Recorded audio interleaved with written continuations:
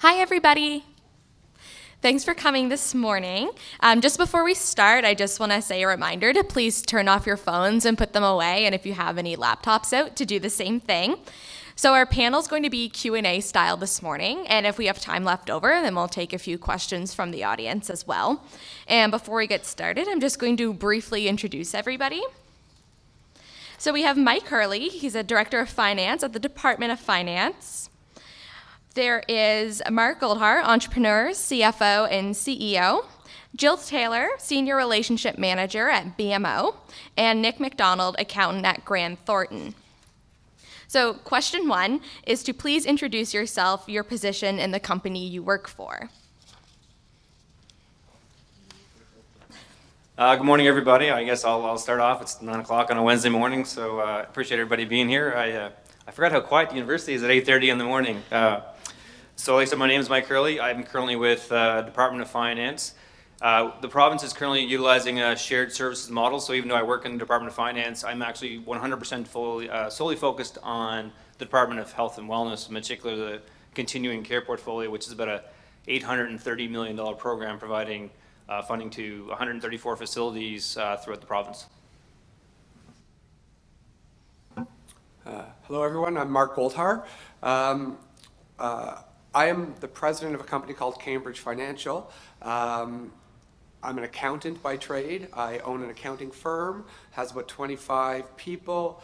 We do accountancy stuff, all the T1s, T2s, T3s, T4s, T5s, small business accounting. I actually hate doing that stuff, so I have a lot of people that do it, and I help advise a lot of my clients. I'm also CFO of 10 companies, ranging from medical marijuana to cryptocurrency to an online digital marketing agency, and I've helped raise capital for all of these companies. And I'm partners in all of these companies. So I use my accounting firm to do the work for all these companies, and I don't have to actually do the accountant work, and I can just advise my clients and help grow these businesses.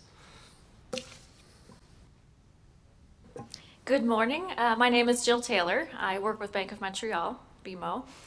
Currently, I'm a senior manager of business banking. So basically, I have a portfolio of approximately 100 customers, and I manage their day-to-day relationship with the bank as far as their business needs go. So that includes all of their lending needs and all of their deposit and cash management needs and online banking, transactional stuff. So my day-to-day looks like a little bit in the office and a lot out with the customers, talking to them to understanding how we can help them.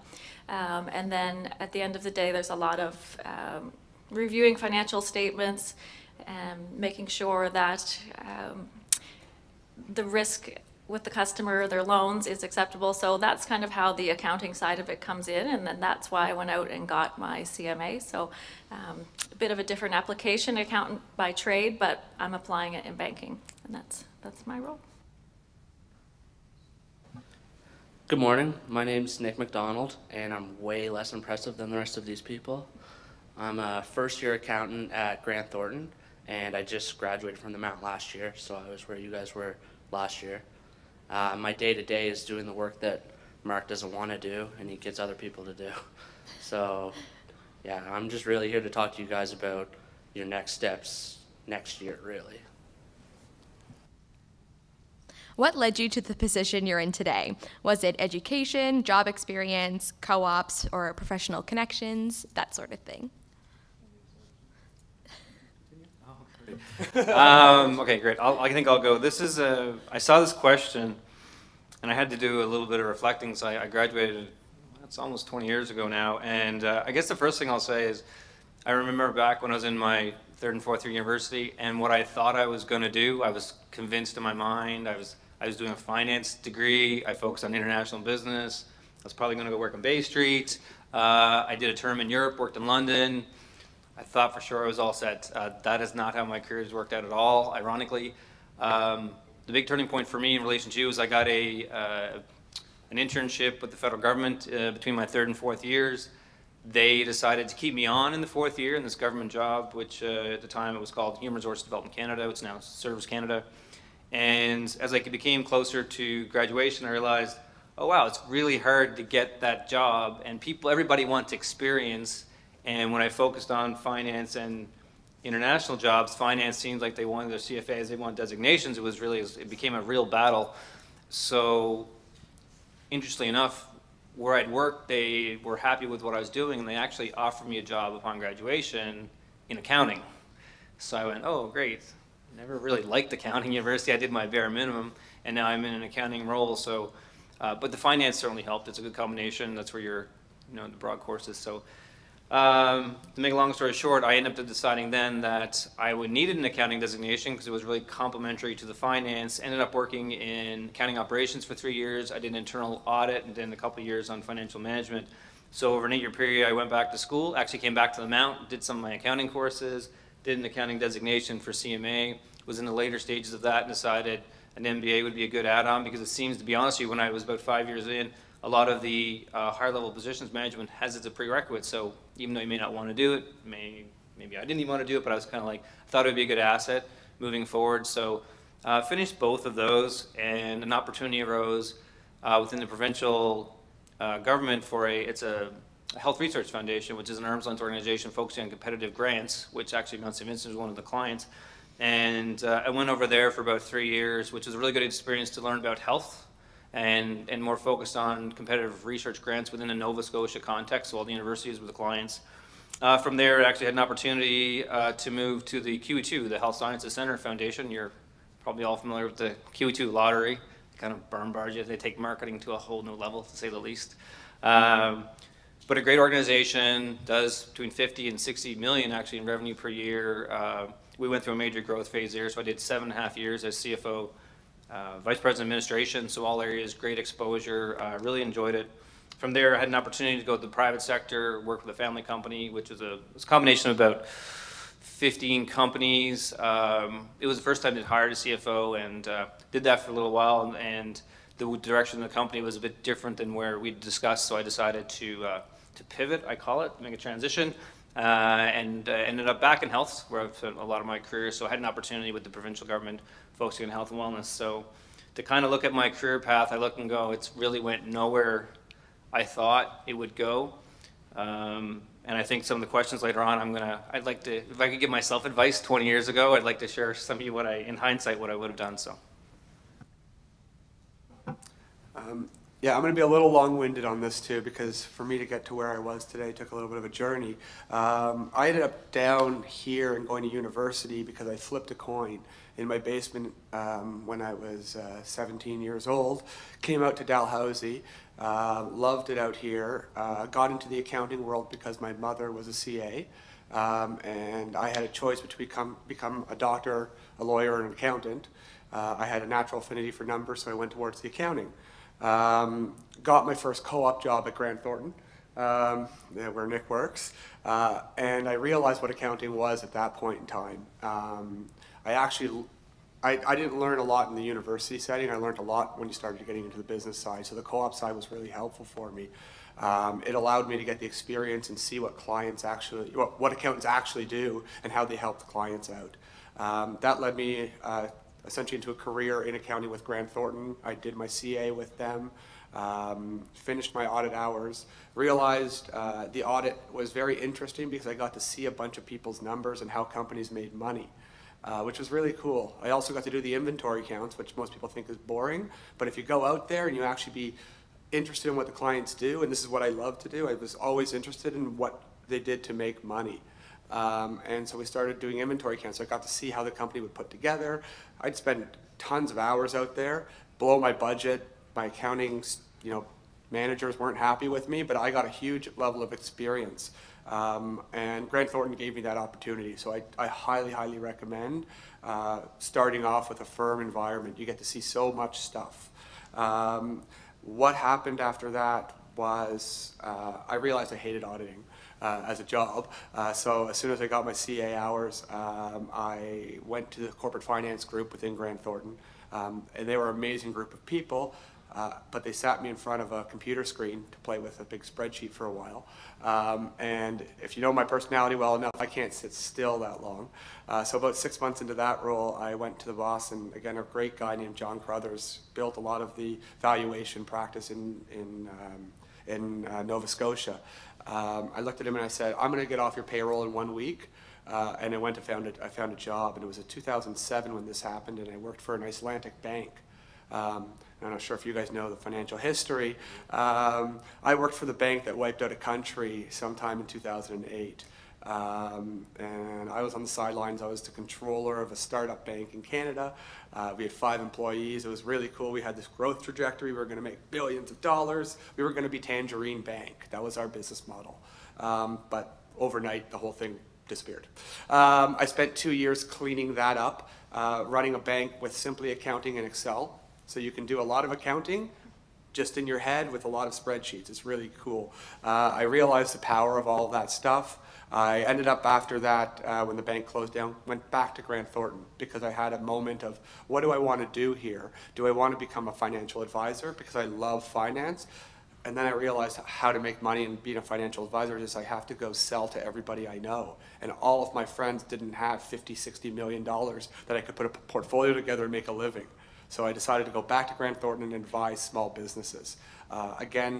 And my whole career always ended up going back that way, advising small people who can't afford to have the services of the big accounting firms. And I've always given away services and helped people out that way. So I worked at Grant Thornton, built my little practice there, ended up having some conversations with the partners there, who I'm still really good friends with, about either becoming a partner in the firm or me leaving the firm.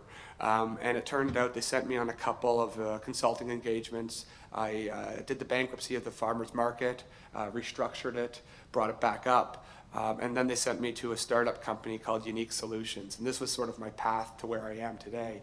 At Unique Solutions, it was a startup. And this was a startup that raised a lot of money, 50 million plus. And I came in after the CFO was fired for incompetence, and the controller was removed for following the CFO.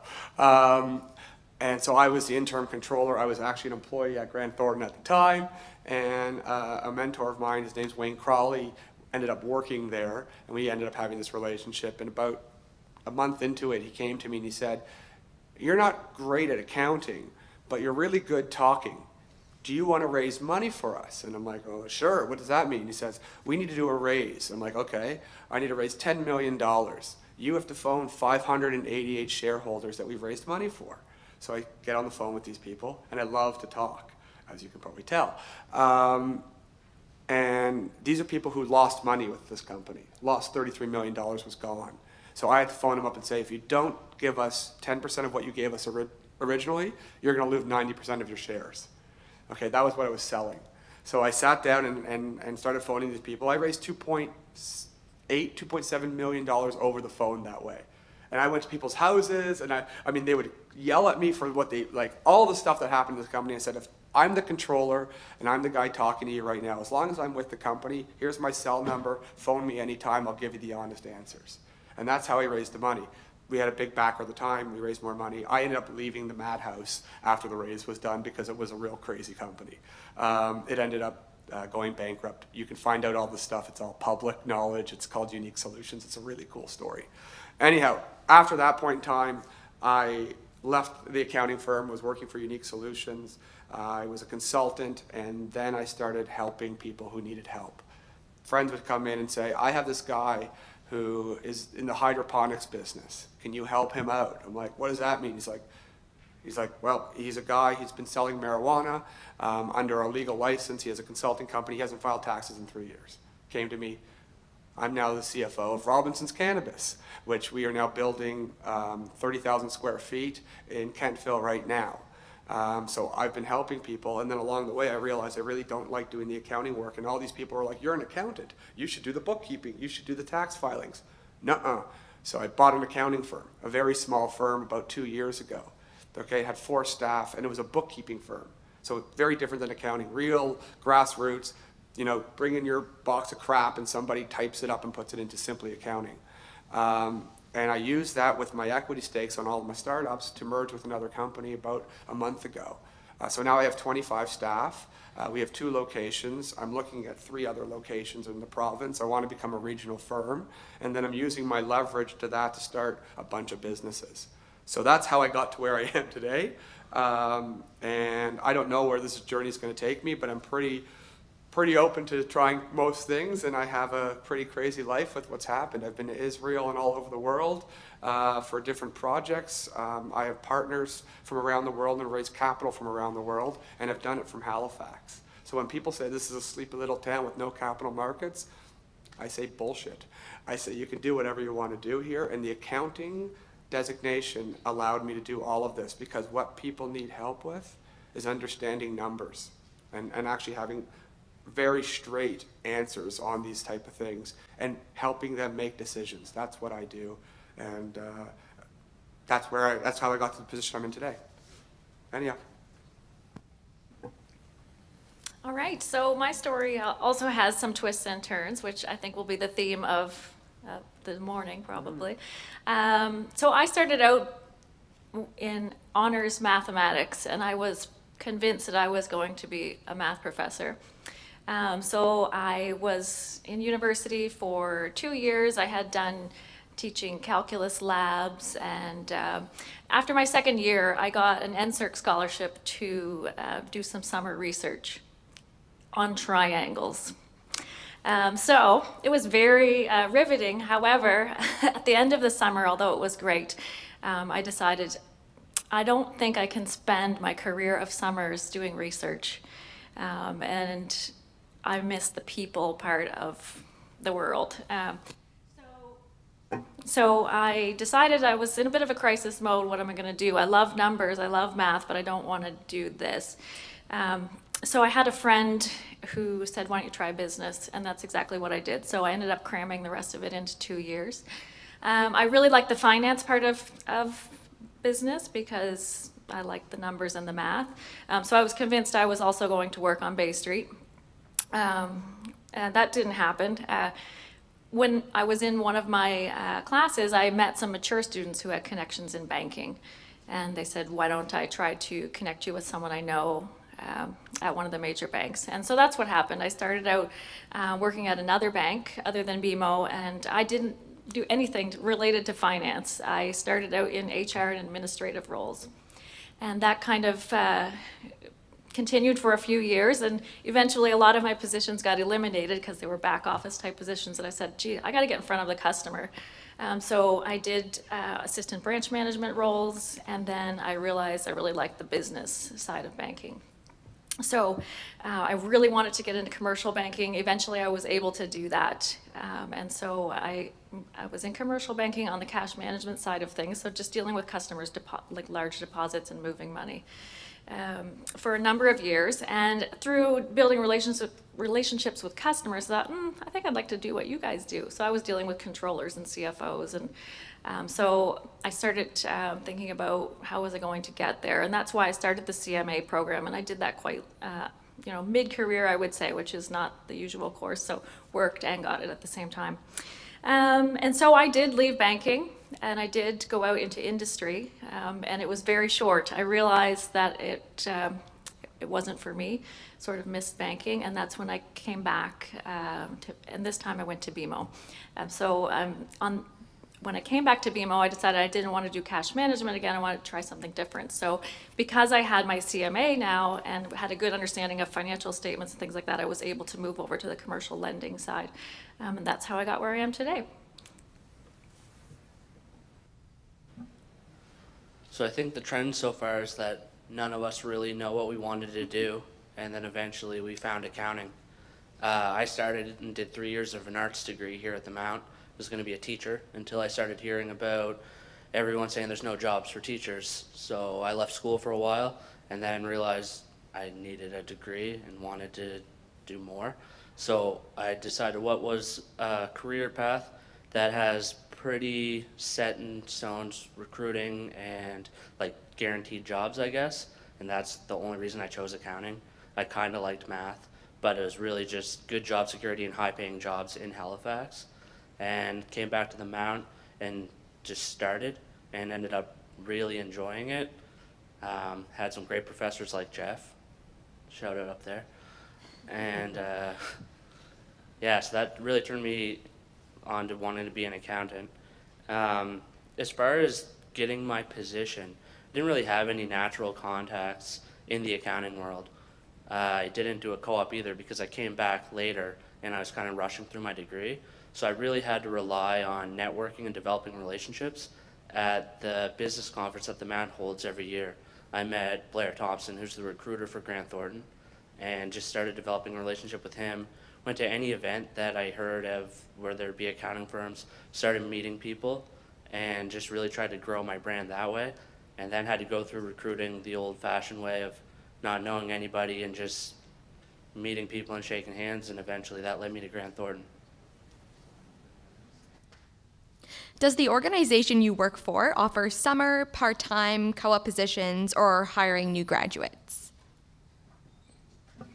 So the good news here is yes. In fact, right now I have a co-op student that I took on in January. And I also have another co-op student that started for me a year ago, but he's doing his degree part-time and was very good at what he did. And it turned out, you know, they always say timing is the spice of life. And I had a big spike in some project work I needed, and I also had some vacancies, unexpected vacancies. So I actually said, would you like to stay on? And when I say a co-op student, I mean meaningful work. This is not, you know, you're filing and you're...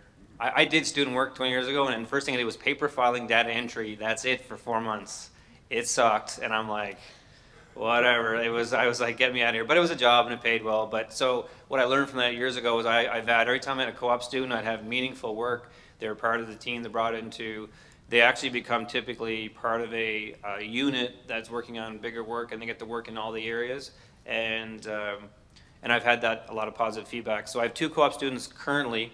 Like I said, one joke is another one that won't leave, but is okay because I keep extending him, and one that's on for a term.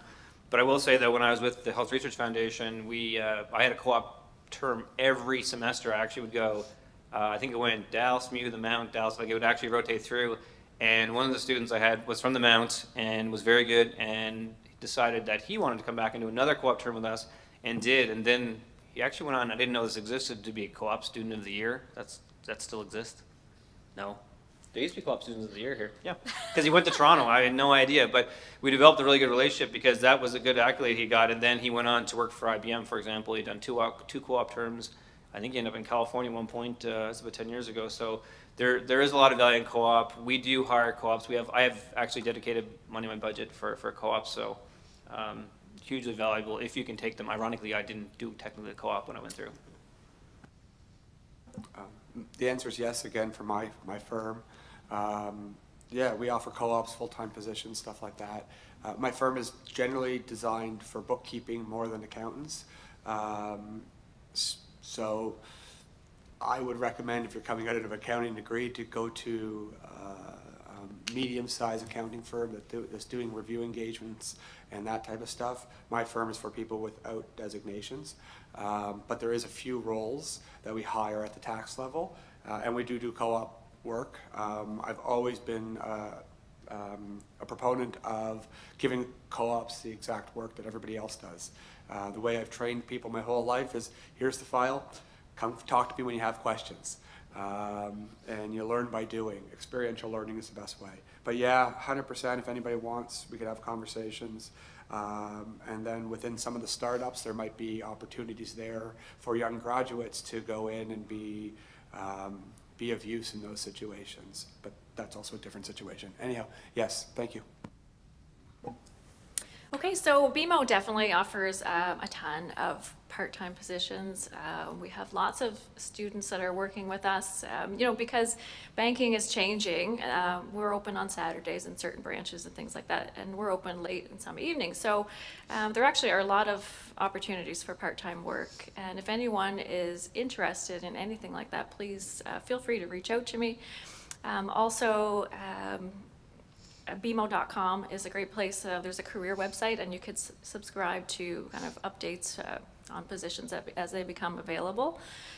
But we have a ton of students that are working with us, as I said, and there's lots of opportunity for sure, you know, to get your foot in the door, either while you're in school or just after.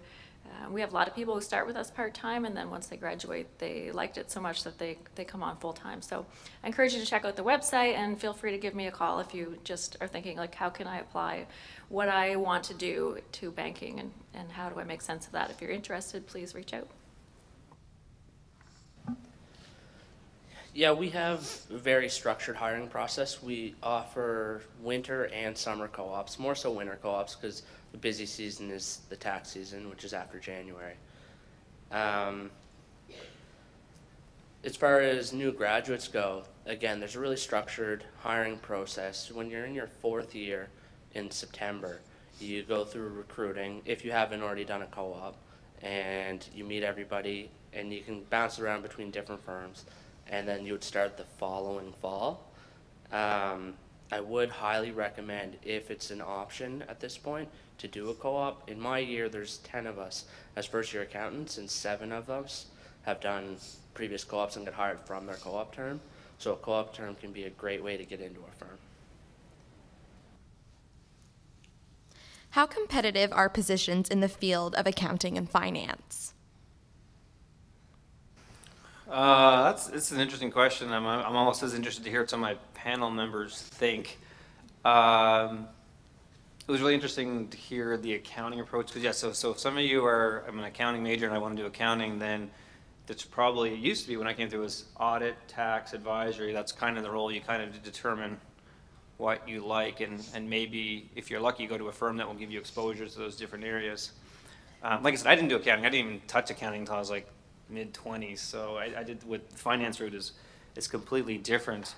I would say on the market now, so I get calls from recruiters easily 2 or 3 times a month. They can't fill the positions in finance and accounting. There's not enough people out there.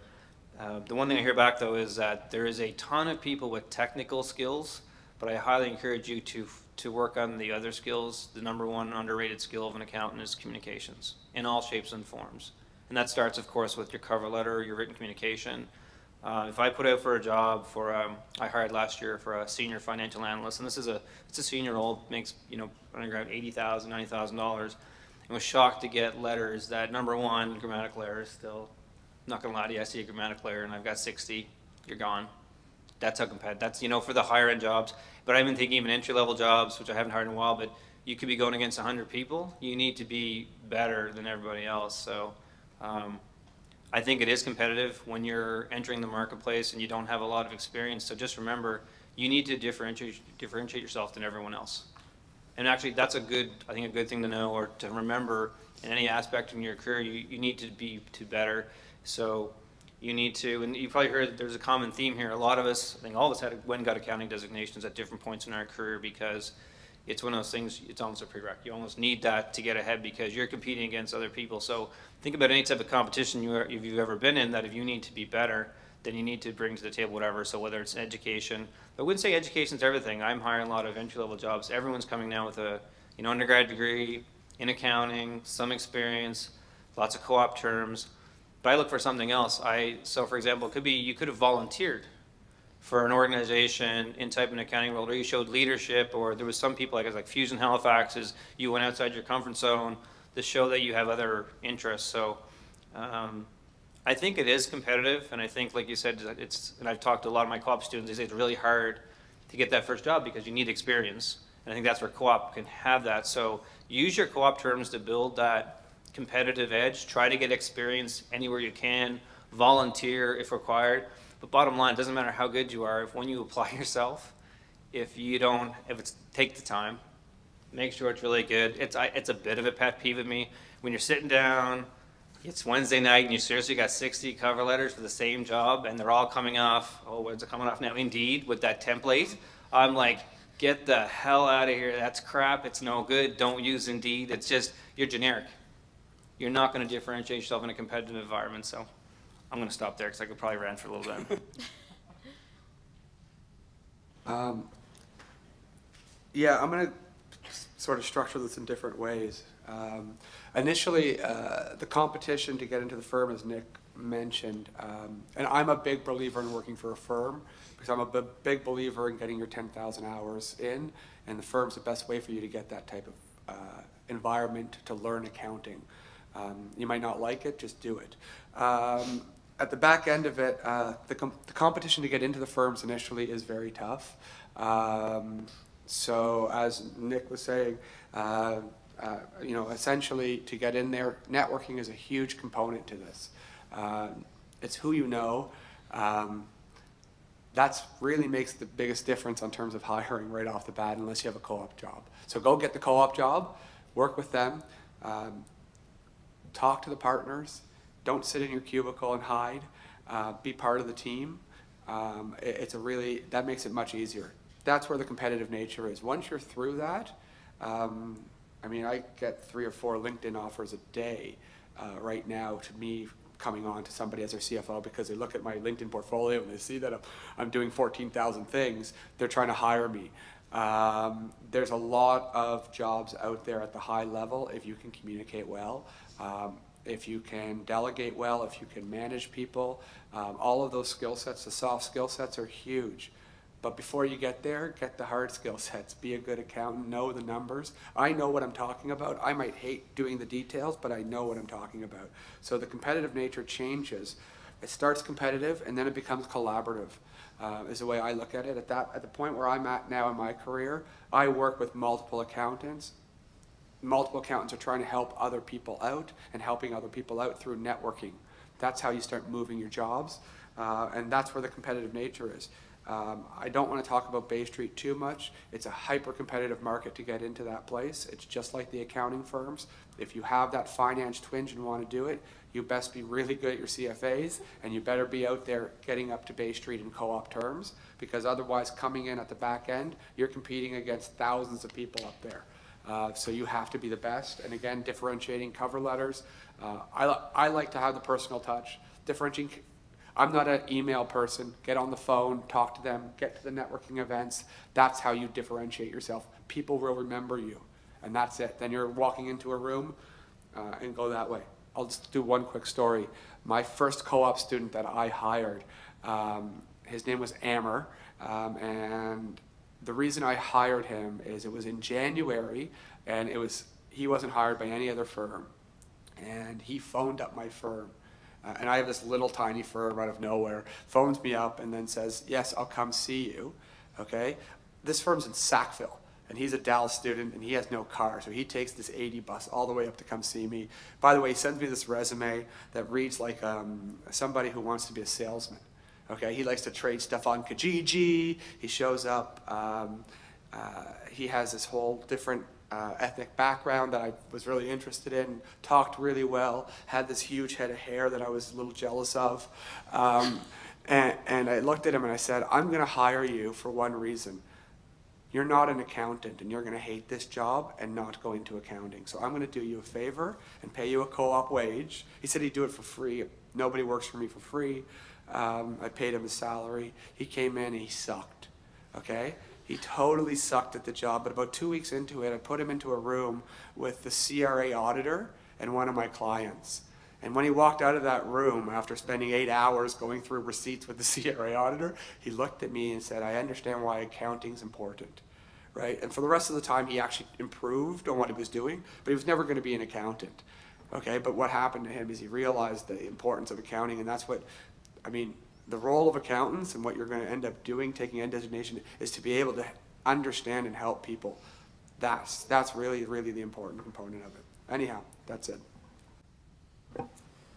I don't think there's too much more I can add to that. I'm sort of the same opinion that in the entry-level positions, it's very competitive.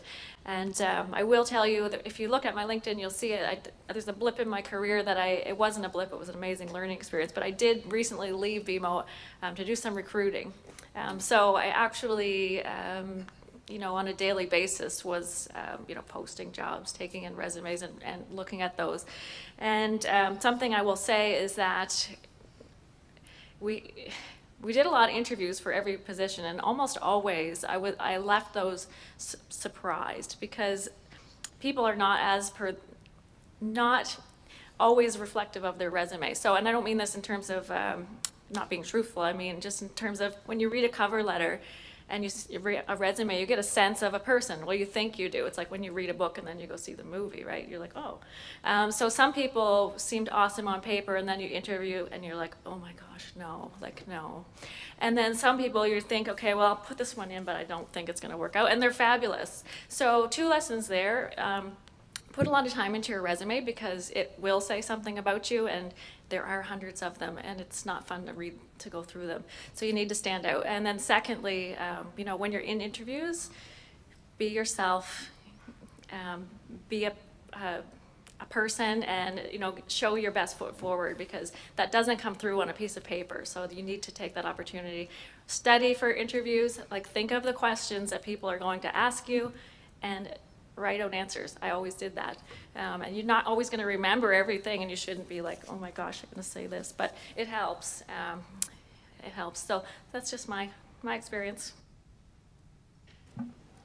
So with my limited experience being so early in my career, I would say entry level, super tough, like everybody said. Recruiting was really intimidating because most of the firms will hold a networking event in a bar, and there'd be like 6 people from a firm in that bar and 150 students all trying to talk to them and find a job. And that was incredibly stressful, but you make it through and you make your impressions, and hopefully you get hired.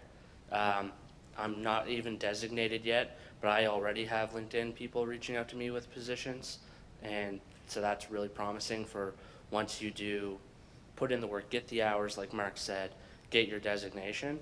I feel like a lot of options will open up for you. It's just get good grades and get like really prepare how you're going to get into the firm in the first place. If you had the opportunity to change something about your career, past or present, what would it be? Oh boy, I'm gonna decide how much I'm gonna open up here, but I probably won't. Okay. I feel like I need to provide context for this question. So when I go back to the 21-year-old myself, I look back at my decisions, and I will prefix this. I moved out of province to do my whole degree. I financed my degree predominantly myself. So when I was finishing, I had lots of debt. I had rent. I wanted a car. So essentially, I really had to work. It was important to have a job. But I look back now, and here's another example. I did a very long interviewing process with McCain's, their whole management training program, through many, many interviews and all kinds of craziness. And in the end, I ended up going to Florenceville, New Brunswick for 2 days. Anybody from Florenceville? Anybody northern New Brunswick here before I insult somebody? I spent 2 days in Florenceville at 21 years old as a single man. I went, I had to commit to 3 years in Florenceville. And I went, there's no way in hell I'm moving to Florenceville for 3 years. And I look back now, like, is that really the best decision? Because McCain, was a fantastic company. This was in the late 90s, and I don't know where my career would have went. That's a little bit of hindsight. I think it would have been interesting, because when I worked in London, one of our suppliers were McCain's, and they have big firms. In the UK, for example, McCain is a very big company and global reach. So if I could do it all again, I think I would be a little bit more, I'd take more risk, and I think I would have focused on some of the areas that I really loved. So, and if you ever get asked this question, now, what's your dream job? I hate that. Like, I'm in an interview for an accounting job. What's my dream job? Yeah, I want to be in the NHL, of course. I never ask that question, by the way, because but if I could do it all again, one of my passions is aviation. In particular, the whole airline sector, in particular planes. My friends think I'm weird because I can tell you what plane it is by the sound in the sky. I can tell you how many seats are on it, who made it. I love that whole sector. But to get into that sector now, you're going to start probably at the entry level. And you're 20 years into your career, you're not going into an entry level position. A lot of it's really, and it's all about timing, and chorus aviation and jazz has really, really exploded here in the last 10 years. Fantastic Halifax-based company, diversified through maintenance contracts. Any of you who follow them, they're a great company expanding, but they have a lot of good people who work to the ranks. So it's not something I'm going to jump into now. It's something I should have done years ago. So that's, I guess, So if you have something you're passionate about, try to get in, because what happens, and I guess I knew this was going to happen. I never really thought, though, if you go into a job, any job, and you're really good at it, and what I find, if you're in a job that you really like, the work is not, it's not hard. It doesn't even feel like work, because if you find what you like, you will work a lot. It's never about the hours. And I've found a lot of my experiences, I've really enjoyed what I do, and what you'll find is if you really enjoy what you do, you'll work a lot, and as you work more, you become successful, people will give you more responsibility. You'll be surprised how much you won't have. You won't advance through your career, the opportunity you'll be there if you work hard, do good work, and really like what you do, and you're generally a positive person. The only downside, if you venture into a sector that you like, but it's not really passionate, next thing you'll find yourself excelling to an area that may not be your most passionate area. So it's an interesting area to make career. Now, that's not to say you can't change. Of course, you can refocus. One of my goals, I'd say it's a goal, in my mid-career is that I'm hoping to start a company for high-end spirits. For example, I think kind of like craft beer, there's a fantastic market for craft spirits. And I built a bar in my house, and when I travel the world, when I go, especially to the Caribbean, I love seeing how spirits are made, so that's a passion of mine. So ironically, it's one of those things you look back in your career, if you can align your passion to what you do. If you don't, it's okay. But I look back, it's that I didn't, but at the time, I think having a roof over my head, and it seems like I'm pretty sure the government won their money back for their student loans, so it's a challenge. It's a hyper-competitive place to get a job. You've got all this debt, so I appreciate and haven't forgot where that came from. So I always say this question is a little tough to answer.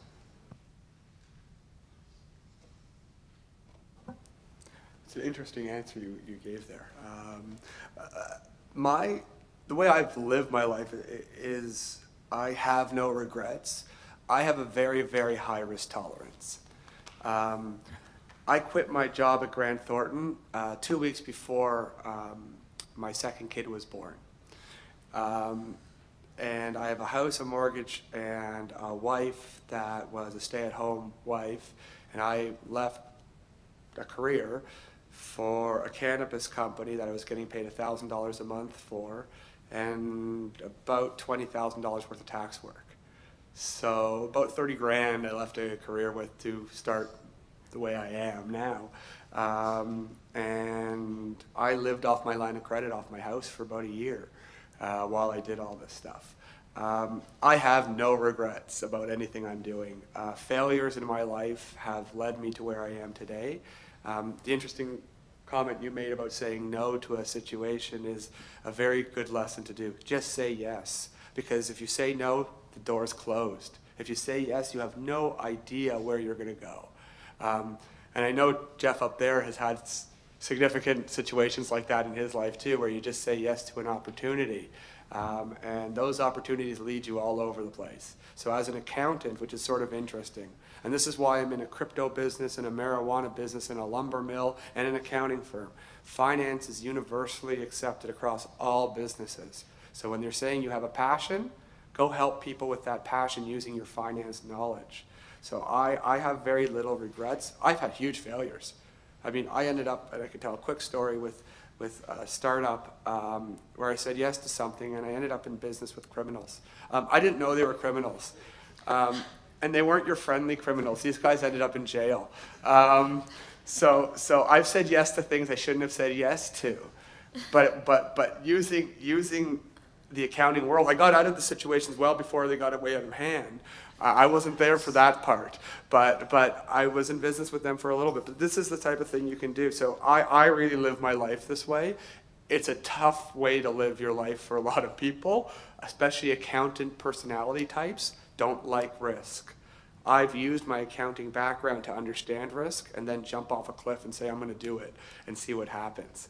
And it's working for me so far.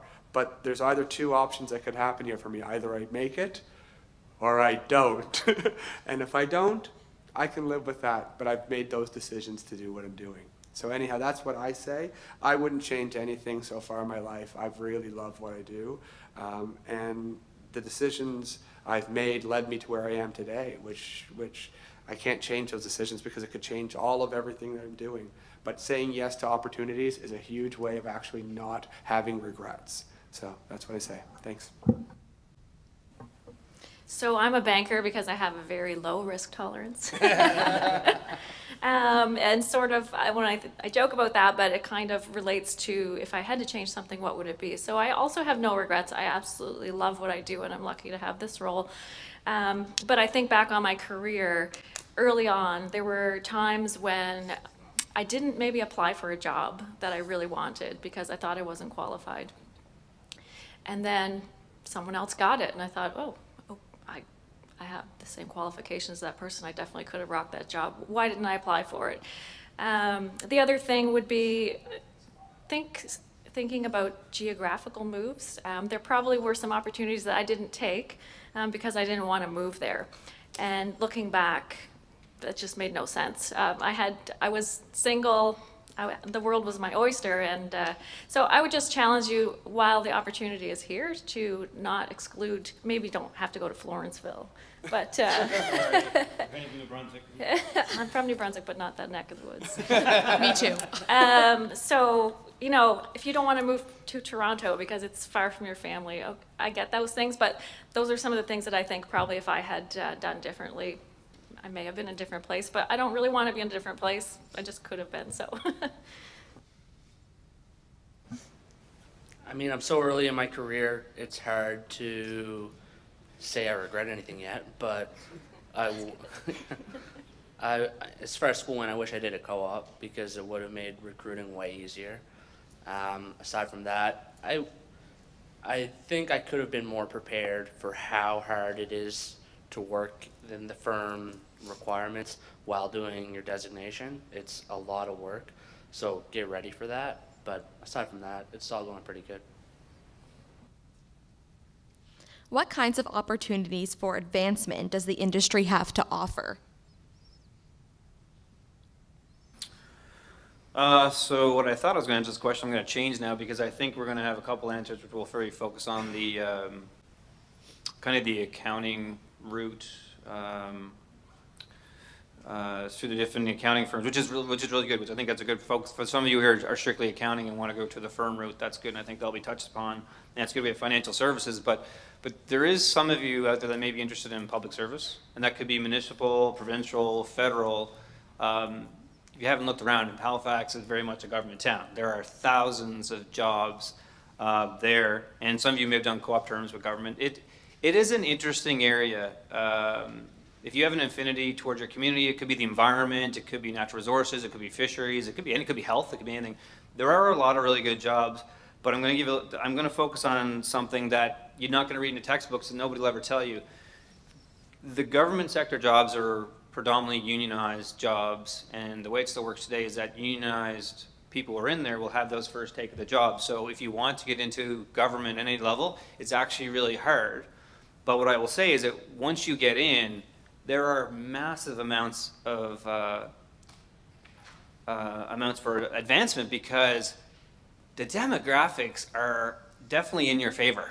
There are a lot of people retiring very, very soon. So if you want to go into public service and move up through, you can do it quite quickly. And I'll give you a little tip. It is very, very hard because when you see most of these government jobs, entry-level, mid-level, administrative jobs, it will actually say that if there's a unionized person, that person gets first. What they never tell you is that you can do casual positions, part-time positions. So when I got into the federal government, people ask, like, how'd you get into the government at 21? I said, I took a clerical job on a casual contract for a year. And that allowed me to get in, get myself, network with the people, prove that I was good for the job. And in the second year, I met a director who I would call him a mentor now, who kind of gave me great advice. He was the one who told me to come back and do an accounting designation, gave a really straight shooter. And during that second year work, did a couple big things for him. And he said, do you want to stay in government? I said, I'd like to, but I want to focus on getting my education up. And he said, okay, I'll get you in. I said, what? He said, no, I'll take care of it. And did all the back end, created competition. I did my interviews, and I came into a full-time permanent job in government at 23. So just be open to, there's different ways to get in. Think casual, think contracting, part-time, like especially in the bank. There's if you go for that big job, regular, it's like, I have a university degree, I want to be a senior project manager, and I'm not taking less than 60 grand. Well, I hope you got a backup plan because it's super competitive, and sometimes I always say you almost have to check your ego at the door. And sure, that's how I got my career started. My first year with my corporate finance degree in international business, after coming back from Europe, was a clerical role, data entry, filing. I think I wrote job descriptions. You know what? You got to do. It's all about the long game, and depending where you want to go. But if you do like public service of any type, huge opportunities. The biggest challenge will be getting in. But once you get in, there's a lot. So I mean, if that's for you, that's just for the more accounting or finance roles.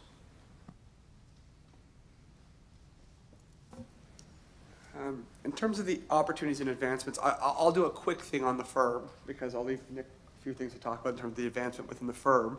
And then I'll quickly talk about the entrepreneurial ability once you get through this and the advancement you can do on your own.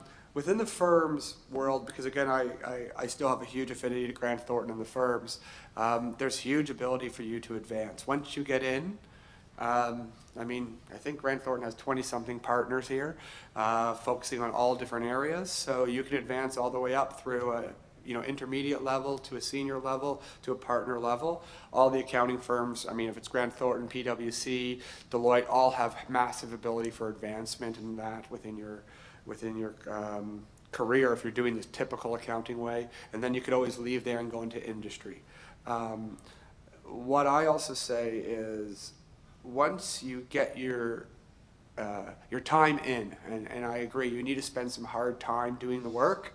I don't care if you go industry or go firm-based. I do say firm-based is better for your career if you're doing what I like to do. But at the back end, once you're actually moving through that and you get the information, you get the education that you need, and you get your 10,000 hours of time in, and you're ready to go, you can do whatever you want. You can go start your own business. There's a lot of accountants that run businesses. My mother is an accountant. She stopped practicing accounting 35 years ago. She took a company public that sold crafts and nursery products. She then went and became a president of a company called Cosmetica, which has 2,000 employees, the largest makeup manufacturer in the country. All because she was an accountant and can use the accounting world to enter all of these things. So you could become an owner of a business. I told my friend who's now a senior manager at Grant Thornton, her name's Diana Walsh, when she was in university, she was starting to go into the marketing world. And my wife and I at the time convinced her to become an accountant, because she said, if you want to go do marketing later, get your accounting degree and then go do marketing. You could do that. You can't go the opposite way. So at the back end, going this way, there's huge advancement. You can go into any field. You can be doing anything that's passionate, and you can help people that you want to do.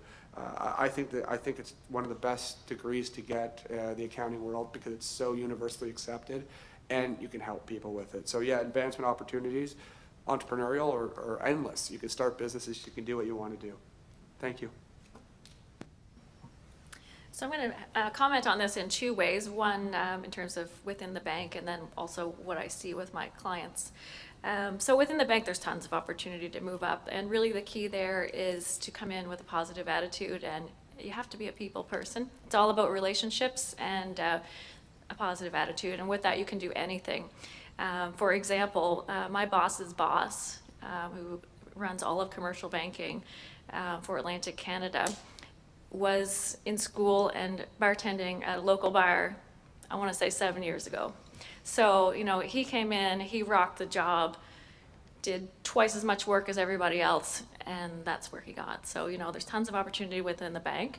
But what I see with my customers, there's also lots of opportunities. So, you may be thinking of the firm, and that may be what you start out doing, but you may want to go work with a business and, be the CFO or the controller, things like that. There's lots of my clients who really need somebody who not just does the accounting, but who provides advice. And so I will say that that will get you very far if you can add value to a business, not only just doing their financial statements and bookkeeping, but if you can say, hey, I noticed with them, this isn't working out, what's up with this cost? Why are we doing this way? Like, be that person who provides advice. My clients need that. They all have bookkeepers, but they don't have necessarily someone who can help them on a day-to-day basis, making the business better. So,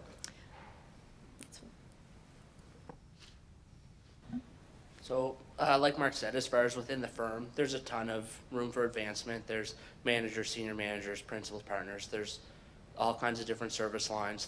There is just a lot of opportunity. But for me, I don't even know if I like public accounting yet.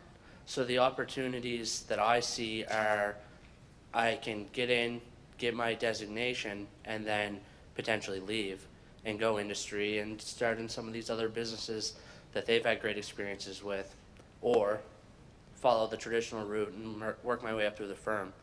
While I was in school, I worked for the Royal Bank, and we had a career day, and my boss's boss had like one-on-one interviews with people, and I asked him straight, like I just blatantly said, I want to make more money than I can in like the operational role that I'm in now. Like, I wanted to do more than I could in that department. And he told me the best thing to do would be to quit, get into a firm, get my designation, and then eventually come back. So that just kind of shows the power of the CPA, and the designation really does carry weight for other opportunities going forward. What is it about your job that you enjoy the most? I'm actually more interested to hear Mark's answering this question than my own, actually. I haven't met Mark before, but damn, he's got an interesting life. I think we're gonna ask to go for a beer after this sometime, because I definitely want to hear more stories. For me, there's a lot of things I like about the job, but for me, I think, and I'm trying to think of commonality between all the jobs I have, the biggest thing for me is leading teams. I currently have a team of 10. I have 5 CPAs that work for me, so I have very smart, educated people that are working in a challenging bureaucracy.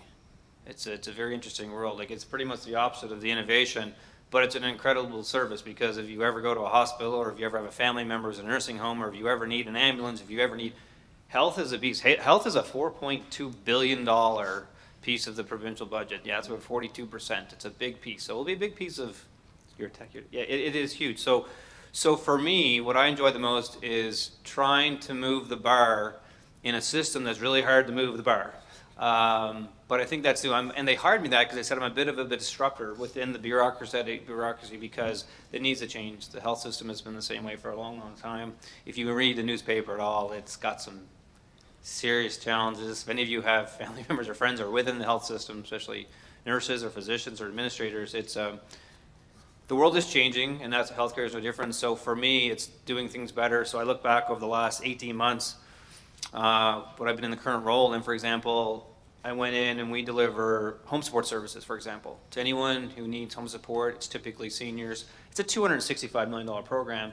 And when I arrived, I asked a simple question: why do you do it this way? Can you please explain to me how you got to this?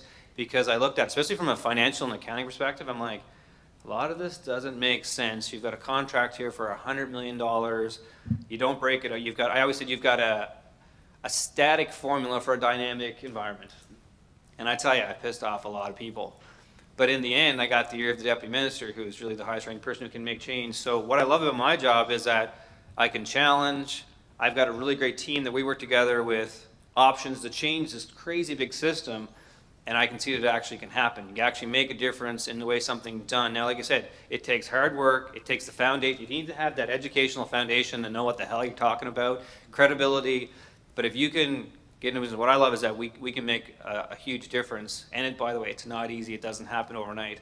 But for me, I really enjoy teams. I love working with teams. I like putting some of my staff who are, I would call like mid-level, who want to advance further, to mentoring them, bring them along in any aspect. I'm a huge promoter of, if you want to advance your career, I am absolutely support you in any way. I will give you additional responsibilities. I will get you on projects. For me even, I will get you in front of the minister. I will get you in front of the deputy minister. These are the people who make decisions, and you will be given an opportunity. So that's my job as a leader, because I've always had big teams, especially my CFO roles. Is ironically, I always say the CFO was the C could be chief cheerleader. You're really pushing a team. Although I was told as leading the budget process that you're the CDK. What? Chief Dream Killer. Frequently, because whenever you do budgets and big budgets, the CEO, they say, think for the stars, do whatever you want. And then eventually you have to work within a budget. And the CFO, by the way, if you ever become a CFO, you're also the person that delivers the crap news all the time, which I did not know. No one ever told me that. But that was an interesting thing I've learned. So, but I enjoy a lot of things about my job. For me, I probably would not be the person that sits at home. Both my neighbors are people who work from their home offices all day and don't see a soul. I'm like, lose my freaking mind. I enjoy the team environment. I enjoy taking really tough things and moving them. So there's some of the things that drive me. It's funny that you talk about the team side, because even though you work for big government, it's very similar to what I do. I mean, I wrote down 3 words here. What is it that I like about my job the most? I said, make shit happen. And accountants can do that because people listen to us. When you come up with a financial analysis, and what you're doing on a big scale and I'm doing on a small scale, it's the same thing. I have a CEO for a cannabis company that came to me and said, I want to make $1 billion company.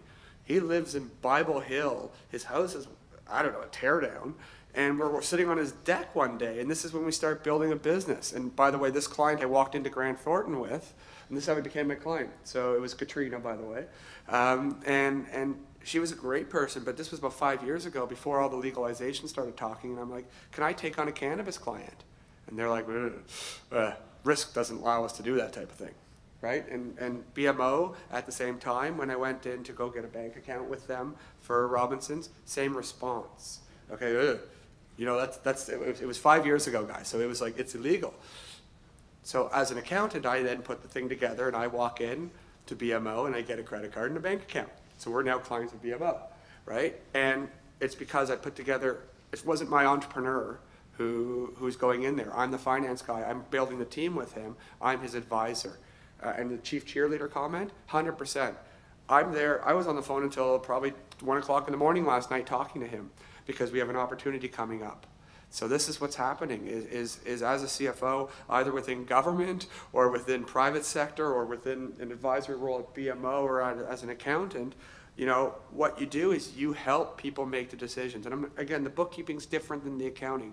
The accountants, what you guys are going for is that senior role. Get the designation, figure out the details of it, but then you get to help people make shit happen.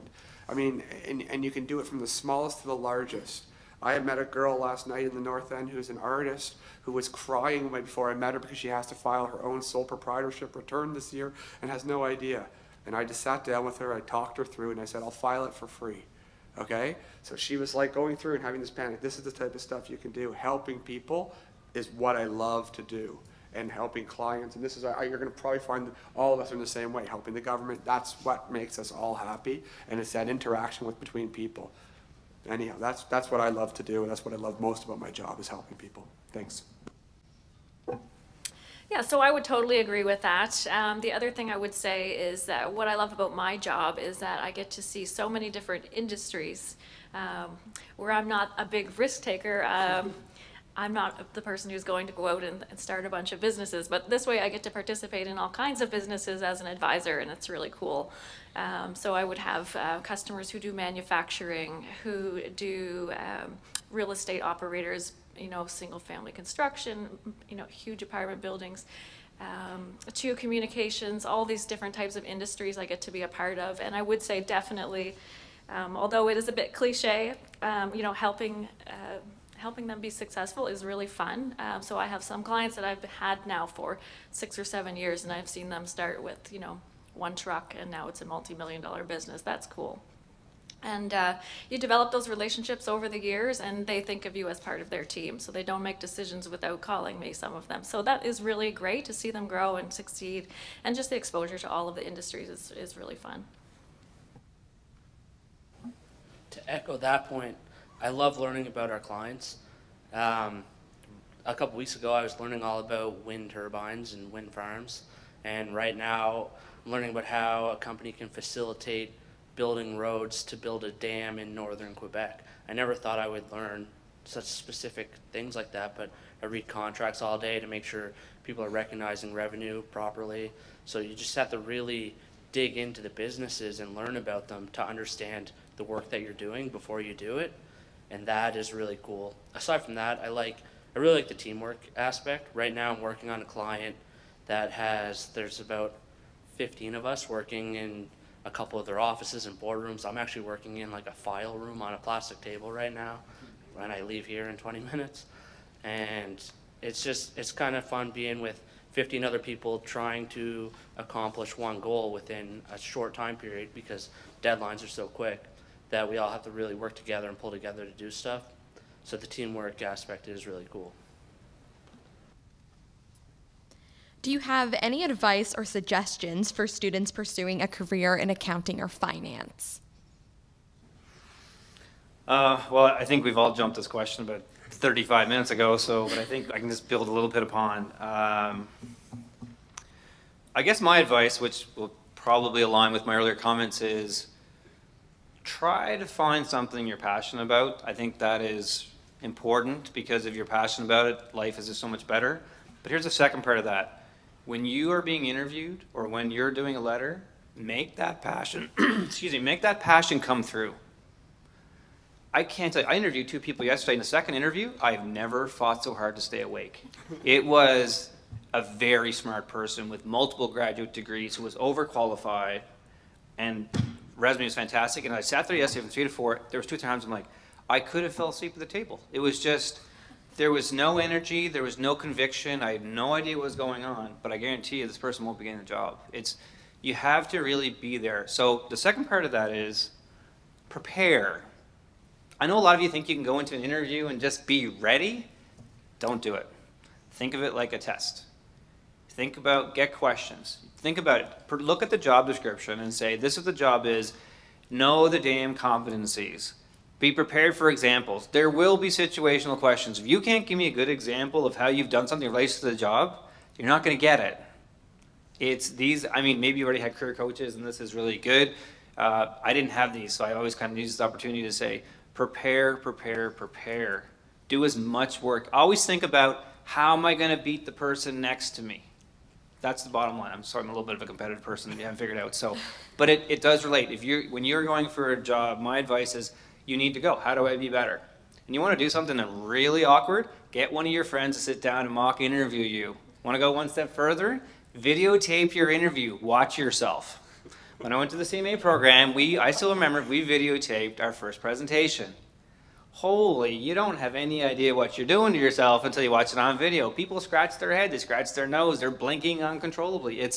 You need to learn about yourself before getting for someone, because you don't want to learn in an interview that you get nervous and go like this the whole time, because I've seen it happen. So for me, my advice is just prepare, know your strengths, understand your weaknesses. We all have weaknesses, by the way. And not only that, be prepared, because you're going to ask that question, what is your weakness? There's 100 ways to answer that one wrong. You probably already know this already, but be prepared. Think about that. It's because you know what? It really shows through when you're looking for that opportunity. And by the way, I've hired people before who are super passionate, who may not have been the most qualified or most talented, but I will take someone who's passionate, who focuses on team, who focuses on that they really, really want it, more so than the person next to me who is the technical expert.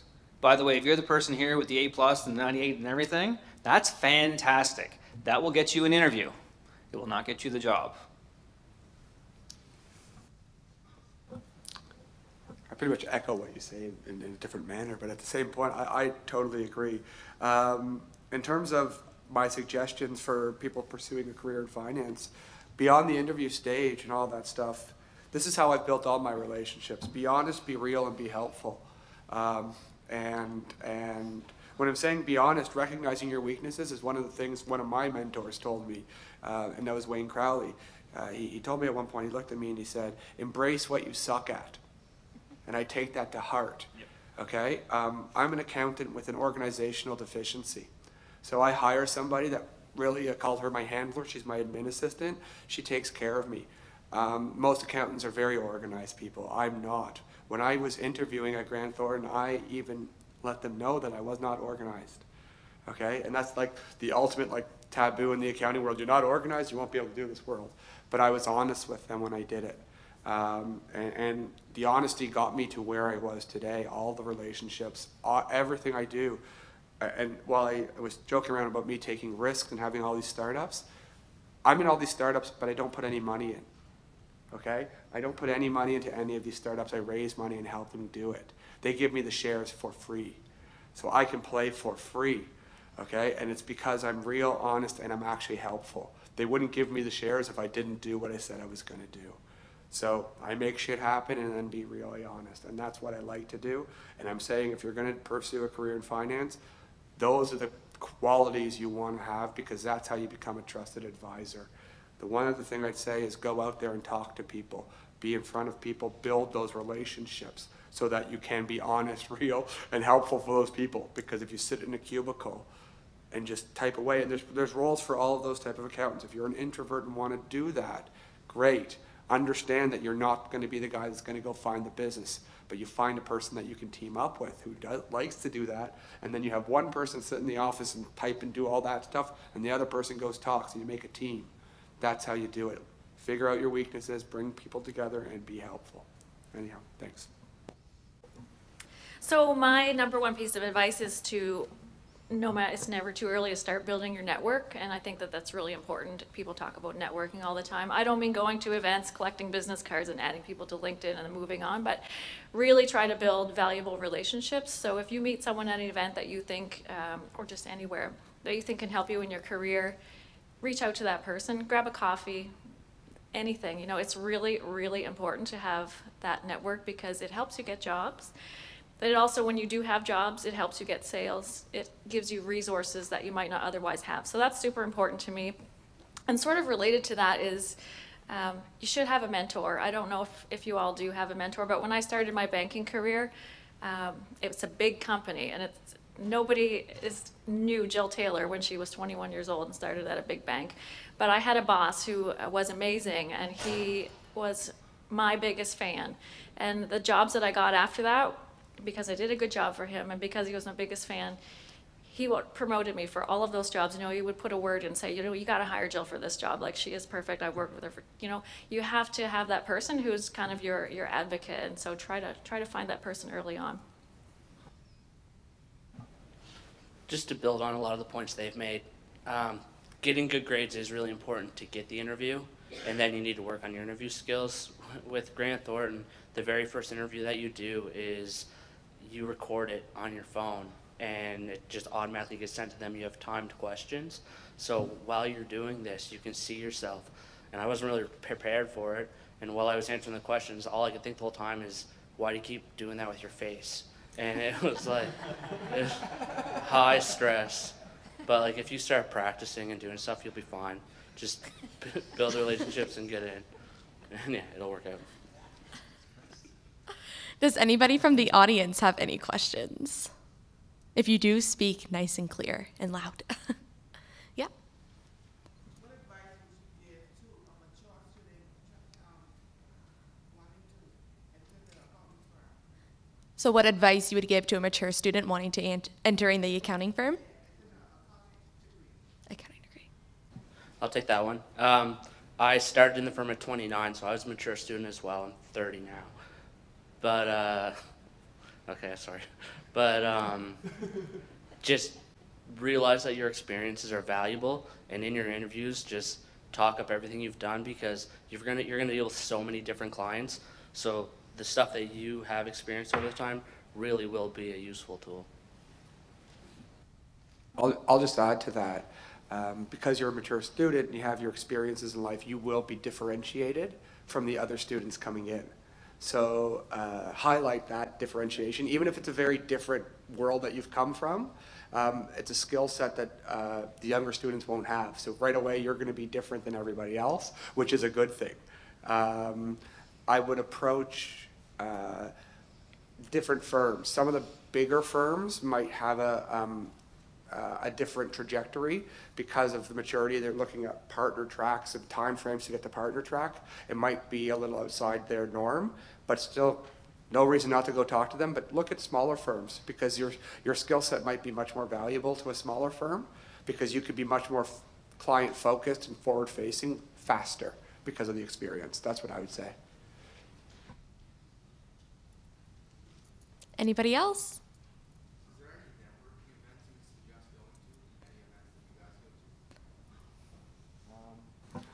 I end up going to a bunch of networking events.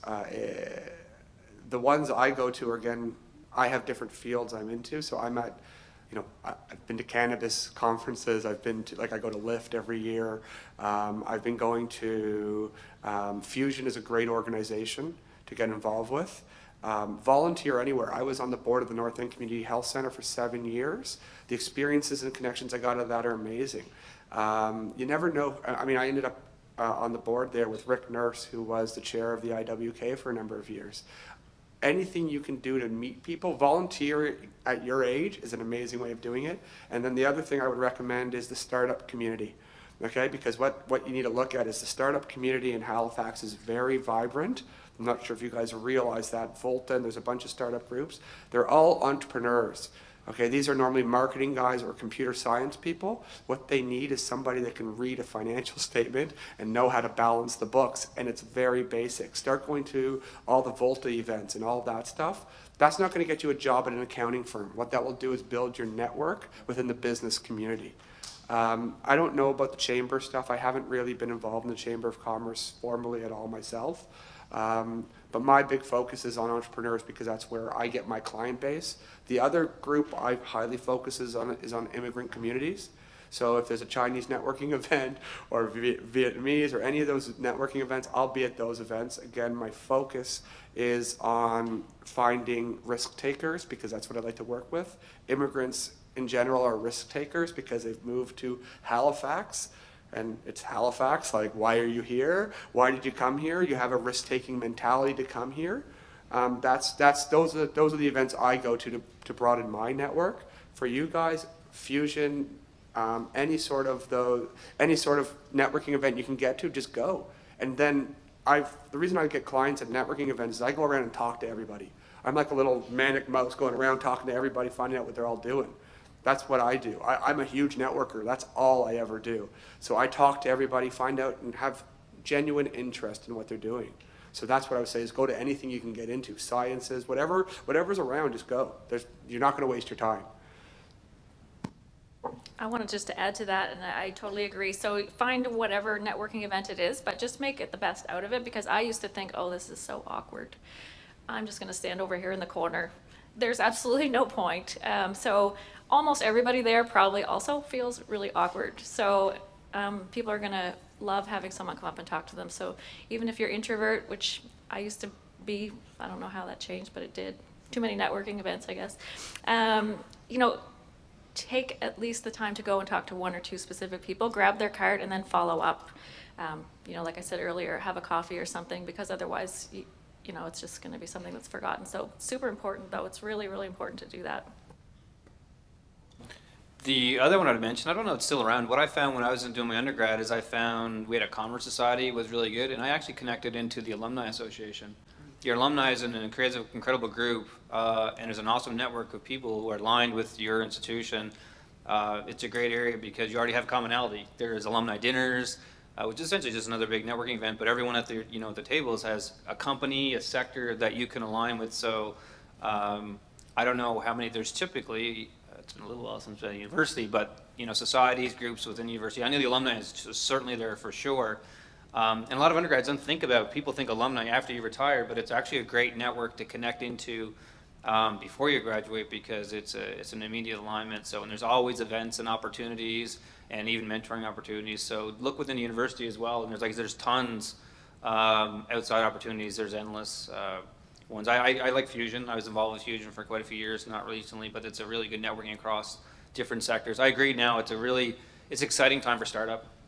I agree, the Volta, there's also the super cluster was just announced, which is the ocean research science. We're talking almost $1 billion. You're going to see huge opportunities in that sector in the next probably decade. So it'll be a really good area if I was in your position to kind of tap into, because it's relatively new. So there's huge opportunities. Just find ones that fit with you and try to build that network. Like you said, it's fantastic.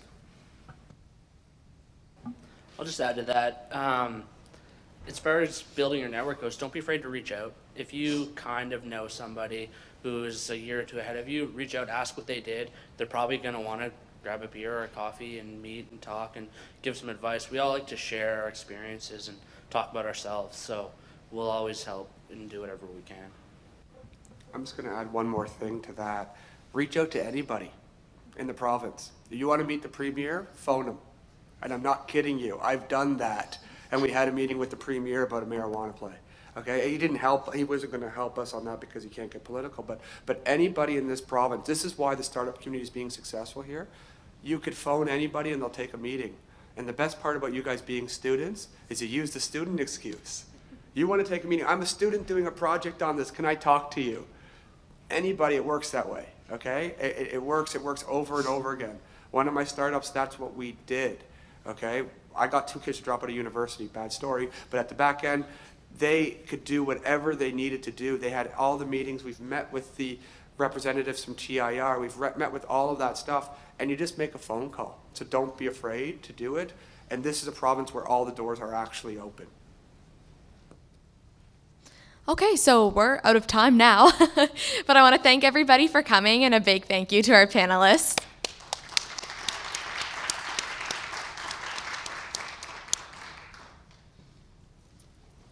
For anyone that has their learning passport, it'll be stamped on the way out.